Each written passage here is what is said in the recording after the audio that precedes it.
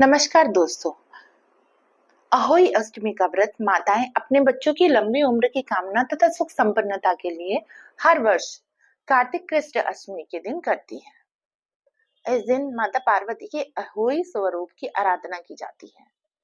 पूरे दिन व्रत करते हुए शाम के समय श्याम माता की पूजा करने और कथा करने के बाद तारों को अर्घ देने के साथ ही व्रत का पारण किया जाता है। अहोई अष्टमी की व्रत कथा इस प्रकार से है।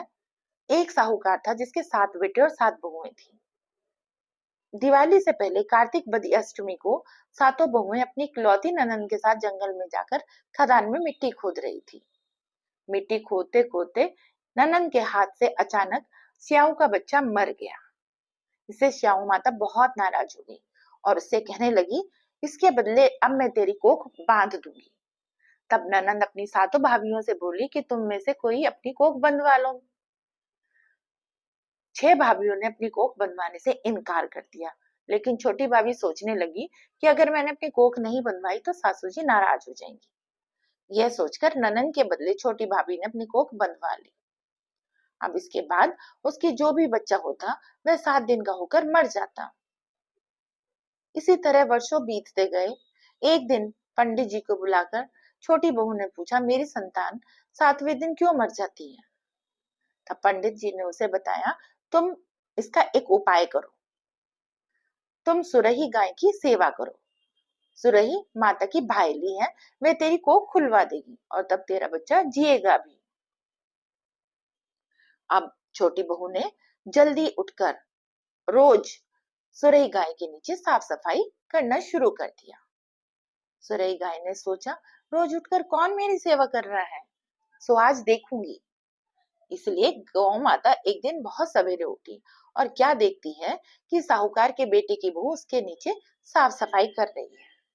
गौ माता से बोली, बोल क्या मांगती है? साहूकार की बहू बोली, स्याऊ माता तुम्हारी भाईली है और उसने मेरी कोख बांध रखी है। अगर तुम देना चाहती हो तो मेरी कोख खुलवा दो।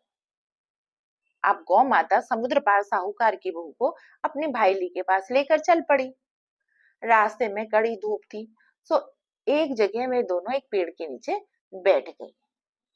थोड़ी देर के बाद छोटी बहू क्या देखती है कि वहां पर एक सांप आया है और उस पेड़ पर चढ़ गया है जहां पर गरुड़ पंखनी का एक बच्चा उसके घोंसले में बैठा था। सांप उसको डसने के लिए तैयार हो गया। तब साहूकार की बहू ने सांप को मारकर उसे ढाल के नीचे दबा दिया और बच्चे को बचा लिया। थोड़ी देर के बाद जब गरुड़ पंखनी आई तो उसने खून देखकर साहूकार की बहू को सोचा कि इसने मेरे बच्चे को मार डाला है, तो वह उसको चोंच मारने लगी।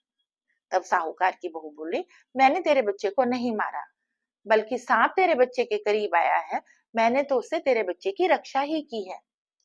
यह सुनकर गरुड़ पंखनी बोली, बोल क्या मांगती है?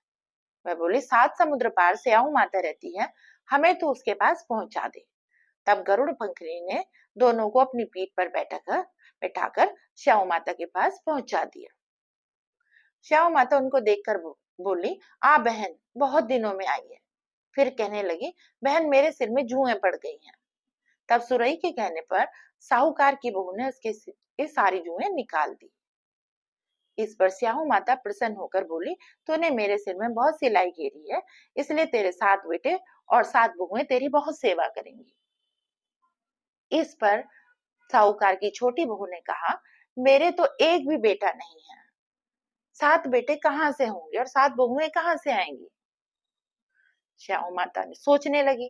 उसने कहा, अब तो मैंने वचन दे दिया, वचन से फिरूं तो धोबी की कुंड पर कंकरिम हूं। तब साहूकार की बहू बोली, मेरी कोख तो तुम्हारे पास बंद है। यह सुनकर श्याम माता बोली, तूने तो मुझे ठग लिया।